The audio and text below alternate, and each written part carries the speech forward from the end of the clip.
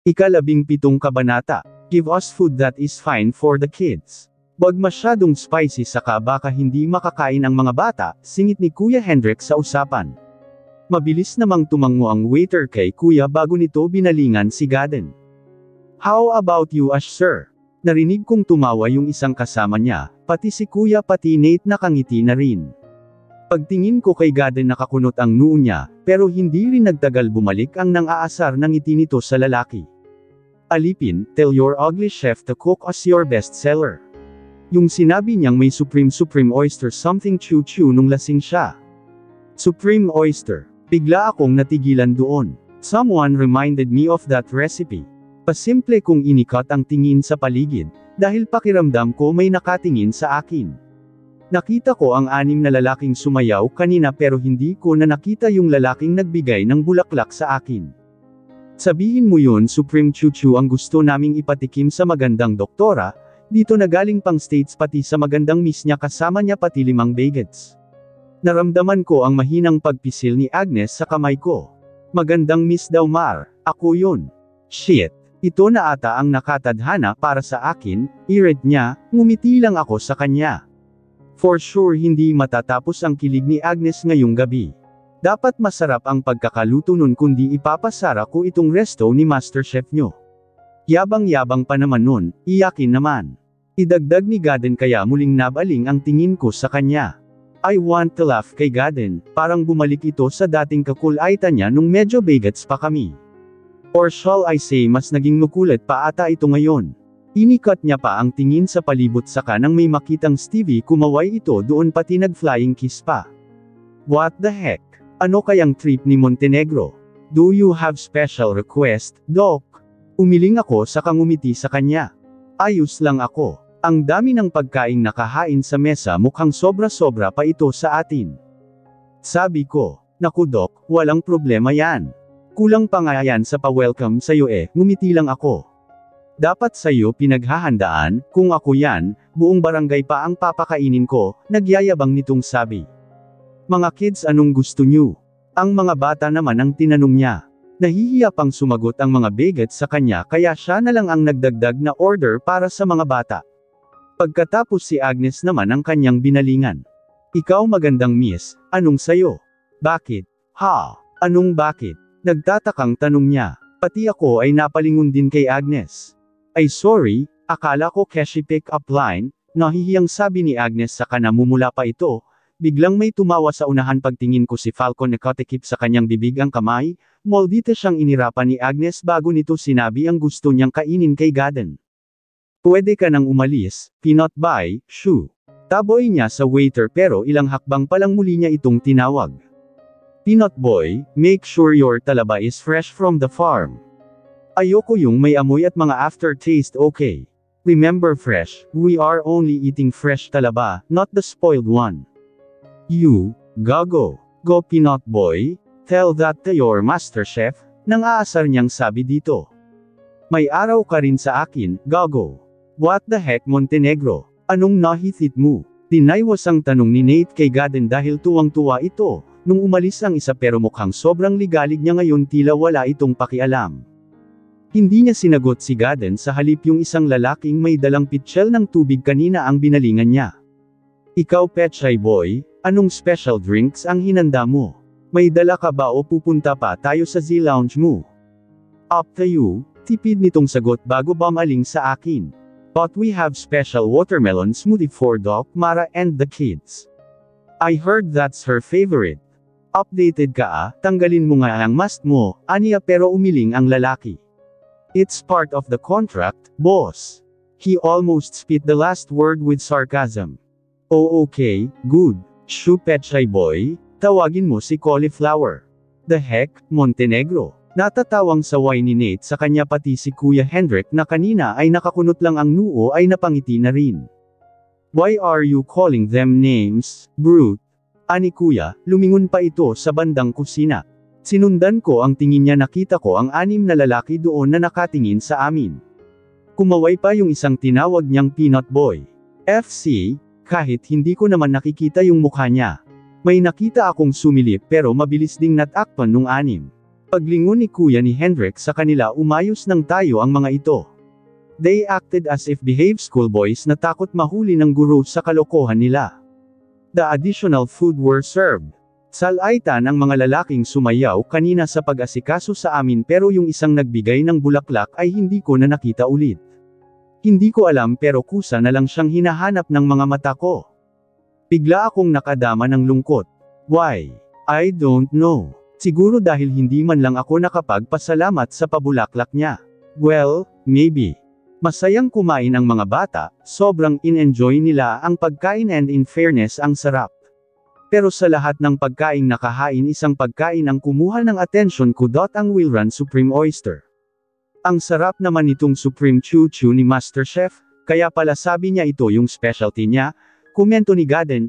Nakita ko ang makahulugang tingin ni Kuya Patinate sa kanya, kaya agad itong nagkunwaring walang sinabi. Ay, mas masarap pala itong buttered chicken, daig pa ang chicken joy ng Jollibee, di ba kids? Mabilis namang tumango ang mga bata sa kanya. Tahimik lang akong kumakain, pero sa bawat subo ko, dama ko ang palakas na tibok ng aking puso.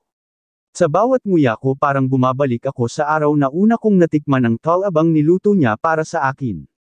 Yung special recipe na sinabi niyang para lang sa aming dalawa. Ito yun kalasa ng pagkaing nasa harapan ko ngayon ang talabang hinanda niya para sa akin noon. Para akong naiiyak na hindi ko alam. Pakiramdam ko parang ayaw pumasok sa lalamunan ko ang pagkain, para akong nabubulunan. Are you okay, Doc? Si Nate nang mapansing, tumahimik ako. Hindi ako nakasagot, na natili akong nakayuko, dahil ayokong ipakita sa kanila ang reaksyon ko. Ayokong makita nila ang mukha kong naiiyak. I felt like I'm choking. Napahawak ako sa aking lalamunan dahil pakiramdam ko may bamara dito. Bakit ba kasi sa dami-dami ng pagkain yan pa talaga ang nilagay nila sa harapan ko?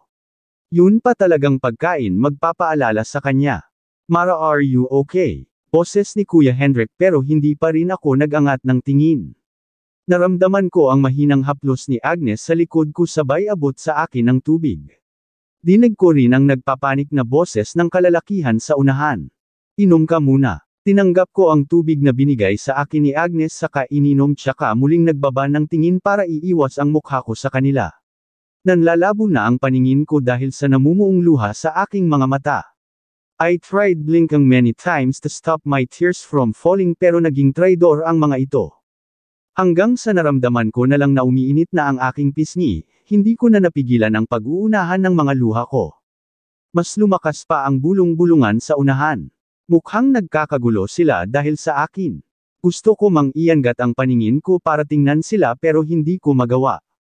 Pakiramdam ko bigla akong nanghina. Mar, are you okay? Bakas ang pag-aalala sa boses ni Kuya Hendrik. Tumango ako, saka sumagot ng hindi nakatingin sa kanya, I'm fine kuya, pasensya na. Nakakahiya, pati ito ang unang araw ng pagkikita namin ay nagpakita ako ng kahinaan sa kanila. I shouldn't be like this. Paimpol kong pinunasan ang luha sa aking pisngi bago ako muling humarap sa kanila. I'm sorry, may naalala lang ako, hindyang paumanhin ko. They looked worried, but I smiled to show them I'm okay. Nagpatuloy kami sa pagkain. Iniwasan ko na lang na kumuha ng specialty ng resto nila para hindi ako maging emosyonal. Pagkatapos naming kumain, pinakiusapan ko si Nate na ipahatid ang mga bata sa kanila. I'm so happy seeing my babies again. I promised them na sa bakasyon papupuntahin ko sa isla. Pagkaalis ng mga bata, nagpaalam na rin akong uuwi na kami ni Agnes. The plan was to stay in the hotel as part of the agreement with Dr. Divine, but I changed my mind. Nakiusap ako kay Nate na kung pwede didiretso na lang muna ako sa bahay ko sa isla. Good thing at pumayag si Nate. He even gave me 2 weeks vacation, before I could start working in their hospital again. Kulipler, hatid mo si Doc sa isla. Maangas na utos ni Gaden doon sa isang lalaki, pero hindi naman ito kumontra. Siguraduhin mong ligtas si Doc ha, kundi papahabol kita kay Rocky. Yes boss, amo, manager, sagot nito may halong sarkasmo. May araw ka din sa akin. May sinasabi ka, tanong niya, pero mabilis na umiling yung lalaki. Wala, ang sabi ko, binabawi ko na ang libreng round trip ticket mo pa Spain. Nagbago na ang isip ko kay MasterChef ko na ibibigay. Weird that I didn't see their faces pero natutuwa ako sa kanila. May hinuha na ako kung sino ang mga ito pero, ayoko lang basagin kung ano man ang trip nila. I said my thanks to them for the warm welcome. Bago kami umalis, inikot ko ng isang beses ang paningin ko, baka sakaling makita ko ang lalaking nagbigay sa akin ng lilis kanina saka ganon na lang ang gulat ko nang makita itong nasa loob ng kusina. Nakayuko habang nakasabunot ang dalawang kamay sa buhok niya. Hindi man siya nakatingin pero dama ko na parang nahihirapan ito. Is he with you? Nahihiya kong tanong. Nilangon nila ang lalaki sa kusina saka mabilis na nag-isang linya para takpan ito. Yes, Doc.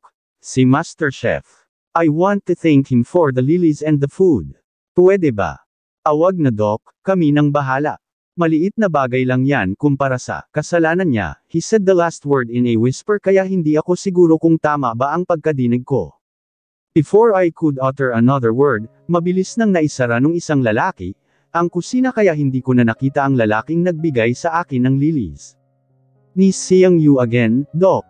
We're happy that you're back, finally. They said in chorus, seems like they practiced that line kaya napangiti ako sa kanila. Thank you for the warm welcome, guys. I hope next time I will see you, wala na yung mga masks, shades and caps ninyo. I'll be glad to see your handsome faces in the future. Sure Doc, bukas na bukas makikita mo din tong mga mukha namin. But for now, wag muna, parte ng kontrata biro nung isa pero hindi ako sigurado kung biro ba o totoo. Gaya ng napag-usapan imbes na sa hotel ako matutulog ngayon, sa isla ako didiretso. Si Falcon ang nagdala ng mga gamit ko sa isang helipad. Malapit lang din resto na pinagkainan namin. Ano Agnes, batuhan tayo ng pick-up line. Si Falcon ang nauna. Himala saka mukhang nasa mood itong mang-asar kay Agnes. Nakasunod silang dalawa sa akin saka nakikinig lang ako sa kanila. Ayoko, baka ihampas kita dyan sa pader molditang sagot ni Agnes sa kanya. Narinig ko ang mahinang tawa ni Falcon. Agnes, tao ka ba? Akala ko hindi ito magsasalita pero natawa ako nang pabalang itong sumagot kay Falcon, bakit? Wala, naniniguro lang. Hindi ko napigilan ang sarili saka napatawa talaga ako, napalakas pa, dahil hindi ko inaasahan na ganon ang ay dudugtong ni Falcon kay Agnes. Buweset ka, nananahimik ako, pero anong ginawa mo ha? Kanina ka pa, naiinis na ako sayo. Hindi na ako lumingon dahil dinig ko nang hinahampas ni Agnes si Falcon na malakas lang na tumawa sa kanya. Fuck, woman, stop pulling my hair, para silang mga batang nagbabangayan habang nakasunod sa akin. Hinayaan ko silang dalawa, bahala sila malalaki na. Mukhang masaya naman ang kaibigan ko kaya ayos lang. Pagdating namin sa helipad saka pabinitawan ni Agnes ang buhok ni Falcon. Naghintay pa kami saglit sa piloto Sodja habang naghihintay patuloy si Falcon sa pang-aasar niya kay Agnes. Sorry Doc, I'm late. May asungot pa kasing nagwawala. Anyway, are we good? Nakangiting bungad sa amin ni Simone. Tumango ako saka ngumiti sa kanya. If I'm not mistaken isa ito sa mga nag-serve sa amin kanina, pero iba na ang kanyang suot ngayon. He's wearing a pilot uniform. Pilutong-piloto ang dating niya. Ang laki na nagpinagbago niya sa dating bagot saka antukin na nakilala ko noon. Simone, you're captain for tonight, aniya saka sumaludo sa amin.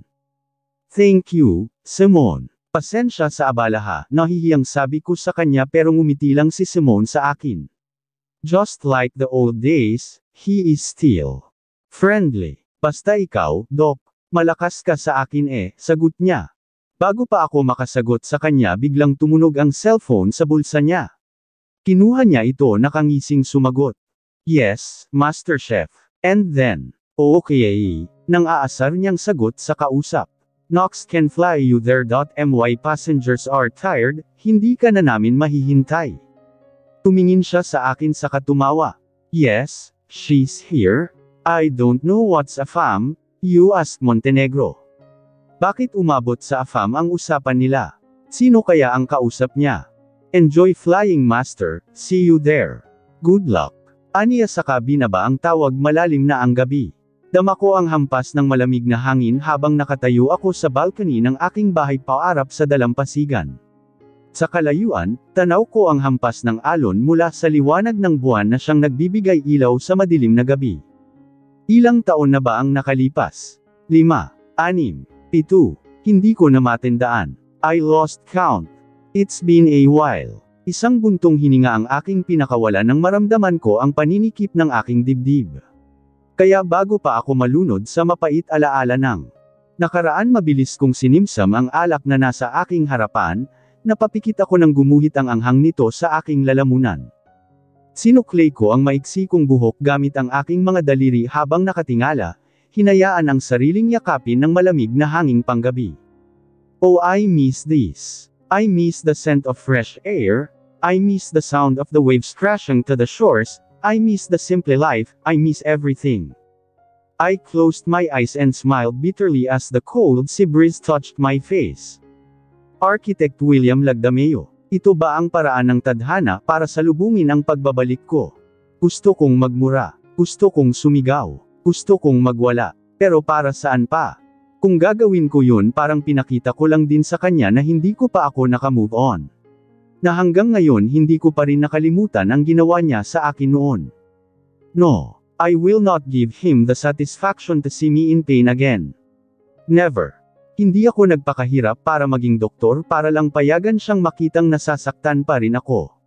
I regret knowing him. He was the biggest mistake of my life. He's not worthy of my tears. Hindi na ako ang mataba, gaskusan, nerd sa kapangit na babaeng ginamit niya lang noon. I am more than that. I know my worth now. I know who's true and not. I already had enough pain and that would be the last. No one can hurt me without my consent. No one. Even him. After Nana left the room, tumayo ako ulit at muling lumabas sa terrace. Pakiramdam ko muling naninikip ang dibdib ko at kailangan kong lumanghap ng hangin. Pero mas mamigat pa ang pakiramdam ko pagtama ng hangin sa aking balat. I am tired and exhausted. Hanggang sa hindi ko na malayang umiiyak na pala ako. I hate this. I should not be feeling this. I should be numb. Bakit ba ako umiiyak? Hindi dapat ako umiiyak. For heaven's sake, it's been ages, Mara. Akala ko ba naka-move on ka na? Isang recipe lang muli ka na namang nagkakaganyan. But it's not a simple recipe, para sa akin yun eh. Alam kong akin yun, ginawa niya yun para sa akin. Sa amin. Tumangala ako para pigilan ang luha pero patuloy itong nagilid sa aking pisngi. Para itong gripo na ayaw paawat sa pagtulo. Humawak ako sa berendilya para kumuha ng lakas. Pidgel ko ang sariling mapahikbi, dahil gabi na saka baka marinig ako nila Nana pero gaano ko man pigilan ang sarili may kumawala pa rin mga hikbi hanggang sa tuluyan na nga akong umiyak. Why I am still hurting. I am now catching my breath, nahihirapan na akong huminga dahil sa labis na pag-iyak. Kung sana may mapagsabihan ako. Kung sana andito ang mga magulang ko. Nanay, tatay. Ang sakit ng puso ko. Nasasaktan si Baby Langga. Nasasaktan pa rin ako nanay, tatay. I hate you Lagdameo. I hate you to the core. Mariin kong sabi habang nakaharap sa karagatan. Natulala ako sa kahinayaan na lang ang mga luhang pamatak sa pisngi ko. Muli na naman akong bumalik sa dati. Bakit ba kasi pagdating sa kanya ang bilis kong maapektuhan? For fuck's sake. Walang kami. I hate you for doing this to me. I hate you William. Mabilawkan ka sana ng mga talaba mo. I hate you. I know. Langga. I know. Nanigas ako nang may nagsalita sa kabilang terrace katabi ng room ko. I'm very sorry Baby Langga. Paglingon ko may nakita akong lalaking nakatayo sa kanakarihap sa akin, pero hindi ko maaninag ang mukha dahil nakapatay ang ilaw doon. Who's there? Hindi ito sumagot pero dahan-dahan itong humakbang palapit sa relang, bago pa ako makapagsalitang natulala na lang ako nang bigla itong tumalon mula sa relang sa kabila papunta sa akin. I was shocked looking at the man in front of me right now. It took a while for me to process that the man I hated the most is here in front of me. Broken, pained and miserable. He didn't say anything, nagkatitigan lang kami. I noticed the shirt he's wearing. It's the same shirt with the man in the resto. Magulo ang buhok na parang wala sa sarili. Malayong malayo sa William na nakilala ko noon. Yung William na masiyahin sa kamaligalig. Ang William na nagparamdam sa akin ng pagmamahal sa sandaling panahon, ang William na bumasag sa batang puso ko noon. Matagal kaming nagkatitigan. Ngayong andito na siya sa aking harapan, hindi ko na alam ang aking sasabihin. I have readied myself for this but now that he is here, my mind went blank. I don't know what to say. The silence between us is so painful. Marahas akong napalunok para matanggal ang nararamdaman para sa aking lalamunan. Unti-unti ko na ring nararamdaman ang paninikip ng aking dibdib. Langga, isang salita pa lang mula sa kanya ay para na akong sinasakal. Hanggang sa humakbang siya palapit sa akin at dahan-dahan lumuhod sa aking harapan. Hindi ko na napigilan ang malayang pag-agos ng mga luha ko. Tinikom ko ang bibig para mapigilan, ang mga hikbing gustong kumawala pero tulian lang akong napaiyak. Why are you here? I said almost in a whisper sabay iwas ko ang tingin sa kanya. Please tell me what to lang. His voice broke. Hindi ko na alam kung anong gagawin ko. Feeling ko lalong lang kitang masasaktan kapag lalapit ako sa iyo pero hindi ko rin kayang mawala ka sa akin, tuluyan nang nabasag ang boses niya kasabay ng mga hikbi niya. Nanginginig ang labi, kupigil ko ang sailing wag umiyak pero hindi ko kayang pigilan. No matter how hard I stopped myself from sobbing I ended up crying with him. Oh God, why do I have to feel this pain again? Marahan sa kamaingat niyang inabot ang kamay na tila ba ayaw niya akong masaktan sa kanilagay. Ito sa kanyang pisngi. He's like a lost kid yearning for mother's love.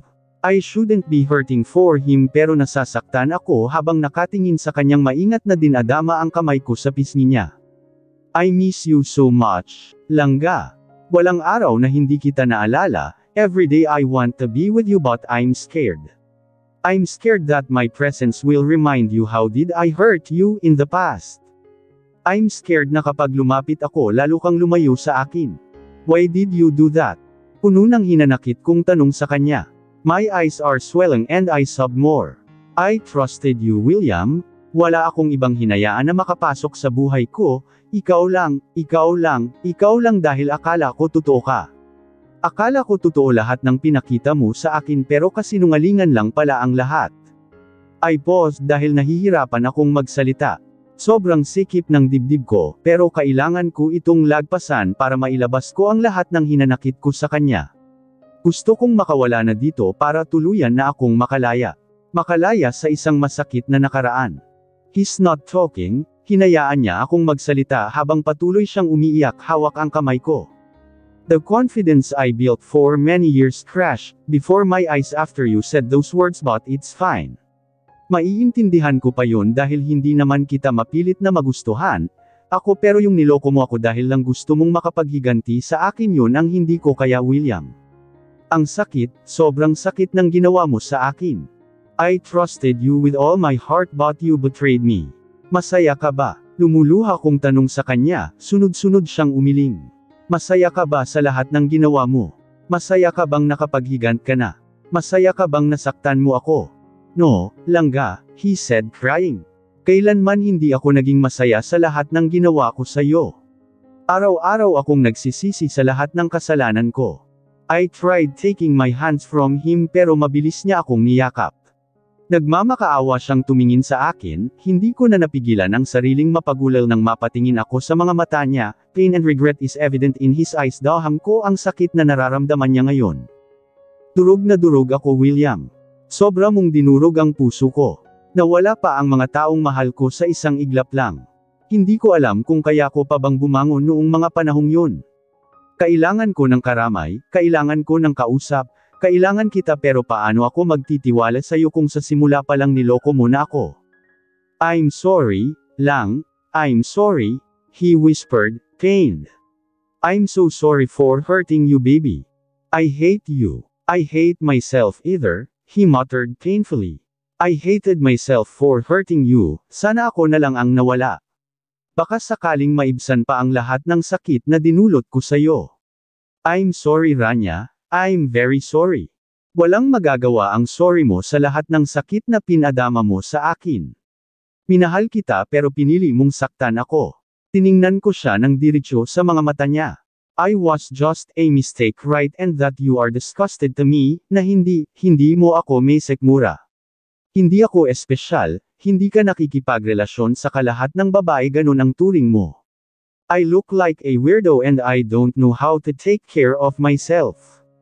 No baby, I'm so sorry. Walang tayo. Oo, pero sana binigyan mo man lang ako ng ilaw linggo para makarecover pero anong ginawa mo? Ilang araw pa lang masaya ka nang may kasamang iba. Lalo mo lang pinadama sa akin kung gaano ako hindi nababagay sa'yo. Pero alam mo ba, tinanggap ko pa rin kahit masakit. Matapang ako eh. Kaya ko ang lahat ng panlalait mo pero alam mo kung ano ang hindi ko kaya. Muling lumakas ang iyak ko. Hindi ko kayang insultuhan mo pati mga magulang ko. I know baby, alam ko saka habang buhay ko itong pagsisisihan. Mga magulang ko yun William. Sila lang ang meron ako. Sila ang dahilan kung bakit ako nandito, sila ang dahilan kung bakit ako nagsususmikap, hindi mo alam kung ano ang sakripisyo nila para sa akin. Kaya wala kang karapatang insultuhan sila.